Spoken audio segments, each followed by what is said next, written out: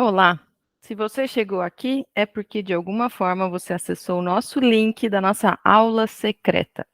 E que aula secreta é essa que a Flowey vai fazer? É uma aula secreta sobre cultura de confiança. Quais são as métricas para atingir o sucesso de uma cultura de confiança dentro da minha empresa? Eu sou Yara, eu que vou fazer essa aula aqui com vocês. Vem comigo, aperta os cintos e bora lá!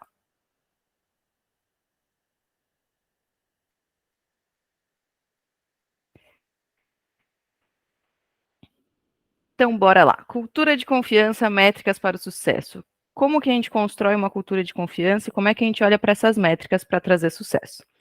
Para começar, quem sou eu? Sou Yara Sobrinho, eu sou fundadora e CEO da Flowey. Sou psicóloga, faz mais de 10 anos que eu atuo com RH de forma generalista. Em 2021, eu decidi abrir a Flowey para trabalhar com cultura organizacional. Sempre trabalhei com isso dentro das empresas, me especializei nisso, em trabalhar com cultura, com desenvolvimento de líderes e com desenvolvimento de equipes. E aí, nos últimos anos, me especializei em felicidade interna bruta, como trazer felicidade dentro das organizações, segurança psicológica e cultura, engajamento e inovação sempre foram temas que eu trabalhei, inclusive metodologias ágeis. E aí, falando um pouquinho de mim, também sou casada, tenho 2 gatos, moro em Floripa e tenho a Flowey desde 2021, que ajuda as empresas a trabalharem com felicidade no trabalho e a construir uma cultura onde as pessoas podem desempenhar bem e ser felizes. Mas bora lá para essa aula de cultura de confiança. Que métricas são essas e o que a gente vai falar hoje? O que a gente promete nessa aula? Então, a gente vai falar sobre as ferramentas essenciais para medir e impulsionar a performance, o engajamento e a inovação da sua empresa, passando por quais são os problemas mais comuns, o que tem acontecido nas empresas e nas equipes que têm gerado baixo desempenho, baixo engajamento, quais são os indicadores chaves para se usar. Então, que medidas eu vou ter, quais indicadores eu vou usar para saber se a minha cultura ela é ou não de confiança e para saber se a minha cultura propicia um desempenho melhor com saúde dos meus colaboradores. E, por fim, desperta o potencial da sua equipe. Como é que eu consigo investir em cultura de confiança para a minha equipe realmente atuar no seu pleno potencial e não ter só aquele potencial que não é usado? Então, a gente vai falar um pouquinho de tudo isso e a gente também vai falar de uma medição que ajuda a identificar e resolver esses seguintes problemas: comunicação ineficaz, falta de engajamento do time, desmotivação, insatisfação, falta de colaboração, excesso de competição interna, aquela que gera um clima não saudável, alta rotatividade dos funcionários, um clima organizacional negativo e, claro, impacto na saúde mental e no bem-estar, porque se eu tenho todos esses anteriores, não tem como eu ter um bem-estar dentro desse lugar, né? Então, para responder a isso, a todas essas questões, a gente vai falar de um conceito e uma metodologia que responde a tudo. Existem várias formas de se olhar para isso quando a gente fala de cultura. Existem várias metodologias, aqui a gente quer destacar uma que responde a todas elas, de alguma forma. E é o conceito de segurança psicológica.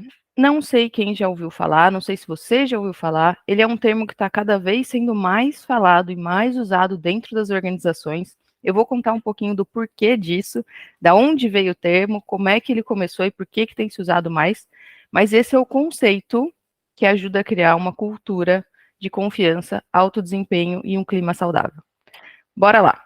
Então, um pouquinho da história. O termo foi cunhado em 1965 por um psicólogo historiador. E aí, em 99, a Amy Edmondson, que é uma das referências principais em segurança psicológica, vou falar um pouquinho mais dela logo depois, ela estava fazendo seu mestrado, pesquisa dentro de hospitais, e ela relacionou o termo segurança psicológica, o conceito segurança psicológica, com o aprendizado de equipes e trabalho. Então, como é que as equipes conseguem aprender e trabalhar melhor a partir da segurança psicológica? Isso foi feito em 99, até então o termo ainda não era muito difundido. E aí, em 2014, o Google publicou um artigo chamado Projeto Aristóteles. Foi um projeto que eles fizeram com 180 equipes de dentro do Google, com dados, porque Google é uma empresa que se baseia muito em dados. Eles começaram esse projeto em 2012 e publicaram os achados só em 2014, então foi um bom tempo levantando dados, e eles queriam descobrir o que fazia algumas equipes terem alto desempenho e outras não. E começaram a relacionar vários dados. Formação do grupo, quantas pessoas tinham, etnia, se era mais diverso, se era menos diverso, tinha homem, tinha mulher, quem era líder. E eles não estavam conseguindo tirar nenhum dado estatisticamente conclusivo olhando para tudo isso. Até que eles descobriram essa questão de segurança psicológica, o conceito de segurança psicológica, e colocaram nos seus modelos de estatística para ver o que acontecia. E aí eles chegaram a 5 principais fatores de equipes de alto desempenho. Segurança psicológica, confiabilidade, então quantas pessoas confiam umas nas outras, estrutura e clareza, então como é que essa estrutura da equipe e da organização está clara, e a clareza das metas, a clareza do que eles precisam fazer. Significado, o quanto eu vejo propósito e significado em estar aqui, em trabalhar aqui, e qual o impacto que eu e minha equipe geramos. Esses 5 indicadores tornam as equipes altos, obviamente, tornam as equipes de alto desempenho, e foi essa publicação do Google. E no projeto deles tem, no Google, é só dar uma googada, projeto Aristóteles, vocês vão ver os dados, mas eles falam que a segurança psicológica foi o principal fator que impactou para a equipe ser de alto desempenho. Sem ela, os outros não acontecem. Ela é a base e é daí que começa a todos os outros ficarem bem desenvolvidos e bem estruturados. Então, ela é a chave para eu ter uma equipe de alto desempenho. Mas aí, o que é essa tal dessa segurança psicológica, afinal? Do que estamos falando?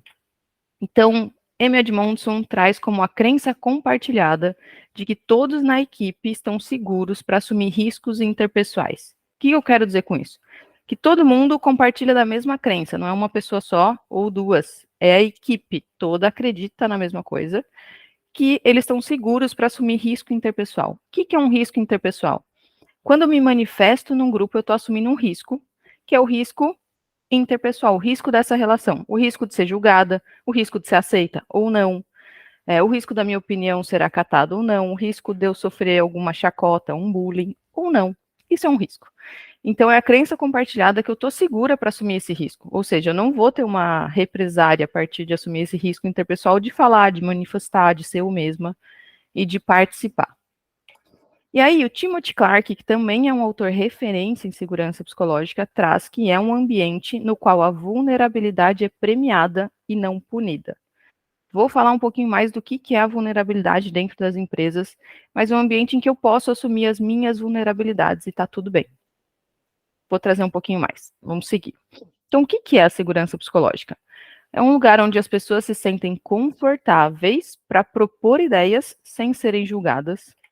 Elas se sentem seguras para discordar ou até para mudar de ideia. Então, eu dei uma ideia, eu dei uma opinião aqui, eu posso mudar de ideia, está tudo bem, eu não preciso manter, porque senão eu vou ser julgada porque eu estou mudando de ideia. E eu me sinto segura para ser eu mesma, assumindo a minha vulnerabilidade em prol do alcance dos objetivos. Isso aqui precisa ficar muito claro, eu vou falar um pouquinho mais sobre isso daqui a pouco. Mas é em prol do alcance dos objetivos, da meta desse time, do objetivo desse time. Então não é só um lugar confortável para se estar, ele precisa também ter essa linha de alcance de objetivos, de meta, de clareza de estrutura. Vou explicar um pouquinho mais. O próprio projeto Aristóteles trouxe, né, nesse projeto do Google, que uma equipe com alta segurança psicológica, os membros se sentem seguros para assumir os riscos, se sentem confiantes de que ninguém na equipe vai envergonhar ou punir outra pessoa por admitir um erro, fazer uma pergunta ou oferecer uma nova ideia. E isso tem tudo a ver, não só com confiança, mas com inovação. Quando a gente está inovando, quando a gente está testando coisas diferentes, erros fazem parte. E se eu não me sinto seguro de assumir meu erro, isso vira uma catástrofe lá na frente, porque eu não vou corrigir a tempo. Então, ter a possibilidade de assumir um erro ajuda a equipe a ter alta performance. Vamos um pouquinho mais. A Carla Furtado, que é uma das autoras brasileiras sobre segurança psicológica, uma das referências no Brasil, fala que segurança psicológica não é sobre todos serem bons uns com os outros. Não é sobre ser bonzinho, tá? Trata-se de criar um ambiente onde o feedback é dado com franqueza, os erros são admitidos livremente e as pessoas podem aprender umas com as outras. Então não tem a ver só com conforto. Eu preciso ter uma junção aqui de responsabilização, de meta e um ambiente legal, um ambiente positivo para eu poder performar e para eu poder fazer tudo isso. O que não é segurança psicológica? Pausa para uma água. Então, o que não é? Ser legal e aceitar tudo e dizer sim para tudo, não é isso. Não é sobre não ter conflitos ou não discordar, pelo contrário, é justamente para poder discordar. Não depende da personalidade da pessoa. Então, aquela pessoa tem uma personalidade forte, então ela não consegue criar segurança psicológica. Não é sobre isso. E, principalmente, não é sobre redução de padrões. E, principalmente, não é sobre redução de padrões de desempenho. Não tem nada a ver com isso. Pelo contrário, justamente eu seguir atrás do bom padrão de desempenho. Então, eu estou falando aqui sobre uma cultura, sobre um ambiente, sobre uma crença compartilhada. Então, eu estou falando sobre o que abarca todas as pessoas da minha equipe e a todas as pessoas da minha organização. Então, eu falo de cultura, eu falo de uma crença compartilhada dentro da minha empresa, eu falo de padrões que minha empresa quer seguir. Então, eu preciso ter foco em quais são os combinados, né, para eu criar essa cultura de confiança. Quais são os combinados? Quais são as regras de ouro? Parte mais importante. O que pode, o que não pode aqui dentro? Qual risco dá para assumir? Qual risco não dá para assumir? Quais são esses combinados e como é que eles estão? E, claro, alinhar essas expectativas. E para alinhar as expectativas de forma segura, feedbacks constantes, alinhamentos constantes, combinados constantes, eu preciso ter segurança psicológica para poder fazer isso de uma boa forma. E aí eu vou falar um pouquinho aqui o que é um ato de vulnerabilidade na empresa, né? Que a gente fala que é premiar a vulnerabilidade. E muita gente fala o que é um ato de vulnerabilidade. Então eu vou trazer aqui algumas perguntas sobre momentos de vulnerabilidade que não foram bem aceitos e que causam uma certa dor. Se você se identificar com algum ou já ter visto alguém passar por algum desses, vocês já vão conseguir identificar que era um ambiente em que não tinha alta segurança psicológica. Bora lá. Você já se sentiu excluído em algum contexto? Você já teve medo de fazer uma pergunta numa reunião, numa conversa entre amigos? Ficou com medo? Você tinha uma dúvida, ficou com medo de fazer uma pergunta? Você já ficou em silêncio quando sabia a resposta para um problema? Isso daqui é super importante. Eu sei, o problema está aqui, eu sei responder, mas para não assumir o risco de falar, eu não falo. E às vezes eu deixo de dar uma ótima resposta para um problema para não assumir essa vulnerabilidade. Por isso que isso impacta muito no desempenho das equipes. Você já teve o crédito de um trabalho roubado, já foi ignorado em uma conversa, deu uma opinião e ninguém ouviu, já foi retaliado por questionar o status quo, ou foi alvo de risada ou chacota, ou viu alguém ser alvo de risada ou chacota por ter dado uma opinião, por ser diferente, já foi penalizado por uma falha no processo de aprendizado, estava testando, você estava aprendendo, e como parte de aprendizado faz parte errar, né? A gente, a partir dos erros, também aprende. Você foi penalizado nesse processo, era uma coisa que você ainda não sabia. Você já sentiu que estava num ambiente que você não pertencia, então você não se sentia incluído nesse ambiente. Ou você já se sentiu estereotipado negativamente? Tudo isso são dores e são preços a serem pagos por assumir vulnerabilidade. E onde a vulnerabilidade não é premiada, mas é punida, as pessoas não fazem. Porque ao fazer isso e ter essa retaliação, isso cria uma dor, chamada dor social. Também dá para pesquisar no Google, tem vários autores de referência que falam sobre dor social, e é uma dor real, é uma dor realmente sentida. E tem algumas pesquisas sobre dor social que mostram o que acontece com o desempenho quando existe dor social dentro da empresa, que é o custo da incivilidade, que é quando eu não sou respeitada, eu não sou incluída, eu não posso ser eu mesma, eu sou maltratada. E aí tem essa pesquisa do Porat e Pearson, de 2013, que trazem dados sobre o custo da incivilidade. 48% dos pesquisados reduz os esforços intencionalmente. E aqui eu vou fazer um parênteses. Muitas vezes as pessoas entram no time e começam a não desempenhar bem. E aí, às vezes, o líder ou alguém fala, esse problema foi de seleção, né? A pessoa, quando a equipe que fez a seleção dessa pessoa selecionou mal, ela não é tão boa tecnicamente ou culturalmente de acordo com o que se esperava. E aqui eu trago um asterisco numa possibilidade. Não quer dizer que o processo seletivo não possa ter sido mal. Pode. Mas pode acontecer de ter sido um ótimo processo seletivo, de ter sim selecionado uma pessoa muito competente, Mas quando ela entra no time e o time não tem segurança psicológica e ela tem o custo da incivilidade, ela intencionalmente reduz a metade os esforços dela. Então ela vai desempenhar mal, porque ela não quer desempenhar bem, porque ela está com uma dor. E aqui o problema não é do processo seletivo, o problema é da equipe, que não tem segurança psicológica. Trazendo mais alguns, praticamente metade reduz o tempo de dedicação, reduz intencionalmente a qualidade, perde tempo ruminando 80%, então é um tempo e uma energia gasta ruminando aquilo, então não produz, não traz resultados positivos. 63% perde tempo evitando o ofensor, o que também tem um custo absurdo para o desempenho da equipe. 66% afirma que a performance caiu, 78%, ou quase 80%, declinou comprometimento. 12% pediu demissão mesmo, deixou o trabalho, e 25% falam que transferiram essa frustração para os clientes. Então, impacta não só internamente na equipe, mas também transborda para fora. O contrário também é verdadeiro. Uma equipe com alta segurança psicológica, uma empresa com alta segurança psicológica e com a cultura de confiança também transborda para os clientes. E os clientes também sentem bem-estar ao ser atendidos por essas pessoas. E aí, o que contribui para resolver todas essas dores que a gente acabou de falar aqui, que eu acabei de trazer aqui? A tal da segurança psicológica. Mas como é que eu sei que realmente a segurança psicológica está na empresa, que meu time tem, ou quais times tem, quais times não tem? Medindo. E por isso que a gente fala de métricas de sucesso para uma cultura de confiança. Dá para medir segurança psicológica.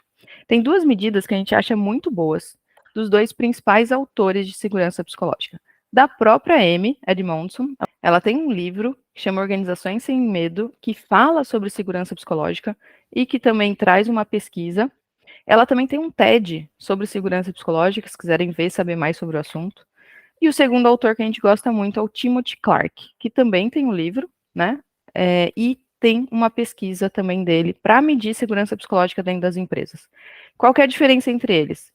A Amy mede mais de um formato acadêmico. Para pesquisa, o dela vale super a pena. Ela é acadêmica, então ela também trouxe uma pesquisa mais voltada a isso.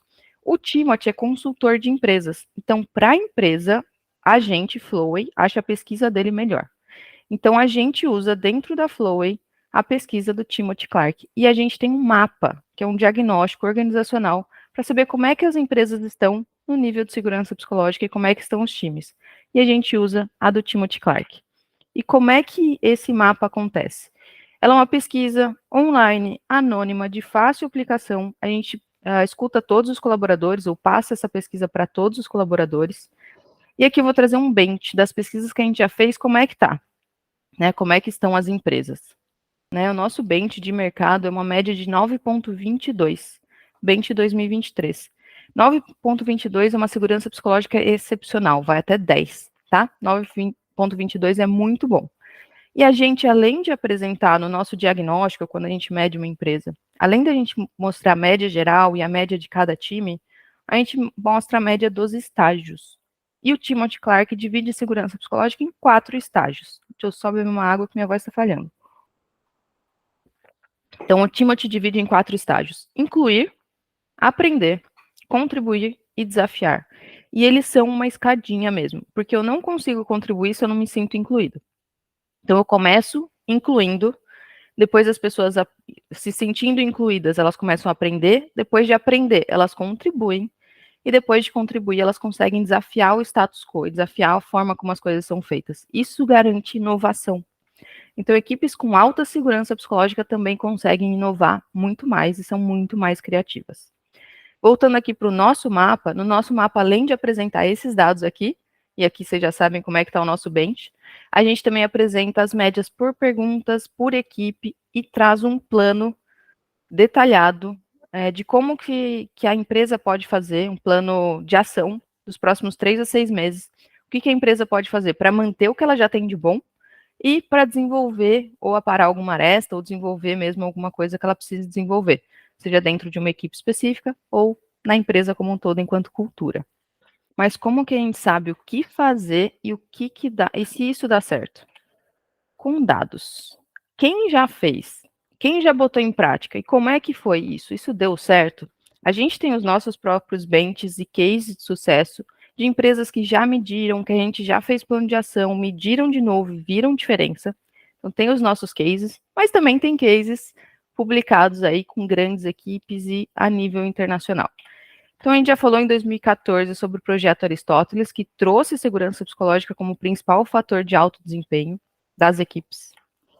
Em 2017, tem uma publicação na Harvard Business Review que fez uma pesquisa entre times de alta segurança psicológica e de baixa segurança psicológica, e a diferença dos dados é gritante.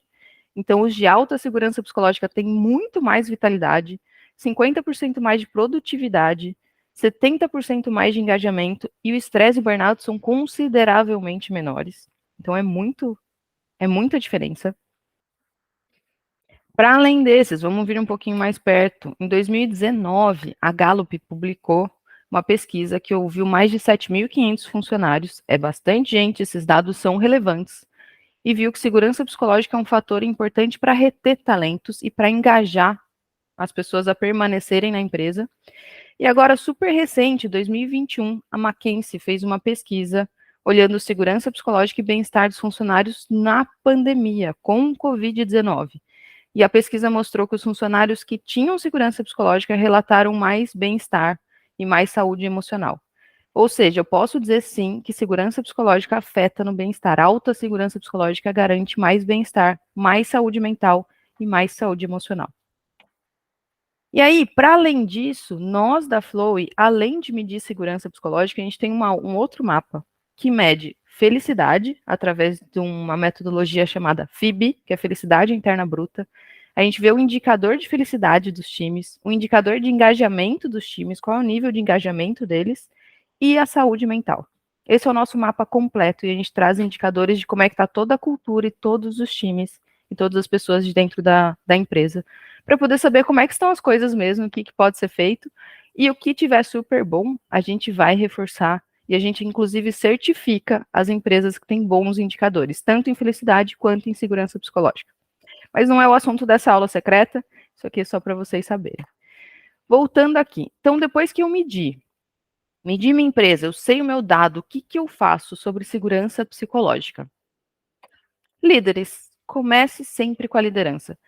A maioria das pesquisas, quando a gente fala de cultura, a gente fala da empresa como um todo, mas quando eu falo de segurança psicológica, o principal influenciador é a liderança. É a liderança que cria um ambiente com segurança psicológica ou não cria, e é a liderança que permite que outras pessoas façam ações que criam segurança psicológica ou não.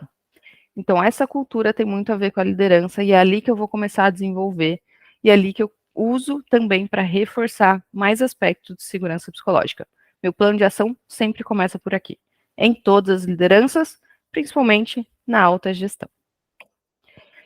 E aqui, para a gente chegar no finalzinho da nossa aula, eu vou trazer mais um conceito que é de segurança psicológica e responsabilização. Esse gráfico ele é muito legal, porque ele mostra justamente aquilo que eu falei há um pouco tempo atrás, que é segurança psicológica não tem a ver com aceitar tudo de qualquer maneira. Tem que ter, sim, responsabilização. Até para sair do paternalismo e sair do assistencialismo e entrar na real alta performance, onde 50% da responsabilidade é da empresa e 50% é do time. Ou 50% do líder, 50% dos liderados. Isso precisa ser um jogo combinado e 50% de cada um. Então, quando eu coloco responsabilização de um lado e segurança psicológica do outro, o que eu tenho? Sem nenhum dos dois, eu estou numa zona de apatia. Ninguém se responsabiliza por nada, não tem segurança psicológica, é horrível estar ali. Se eu aumento segurança psicológica, mas eu não responsabilizo, é uma zona de conforto. É agradável, é quentinho, é ótimo estar ali, mas eu não tenho os objetivos alcançados, eu não tenho os resultados que eu preciso. Se eu tenho alta responsabilização, mas eu não tenho segurança psicológica, as pessoas entram numa zona de ansiedade. Elas precisam entregar e elas não se sentem confortáveis para isso, porque elas não podem assumir risco, elas não podem ser elas mesmas, elas não podem dar ideia.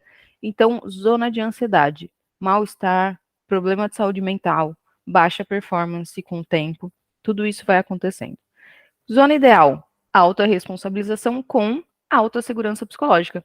Então, você pode ser quem você é, você pode assumir risco interpessoal, mas você também tem responsabilidade, também tem entrega e também tem que cumprir os combinados. E aqui as pessoas vão para a zona de aprendizado.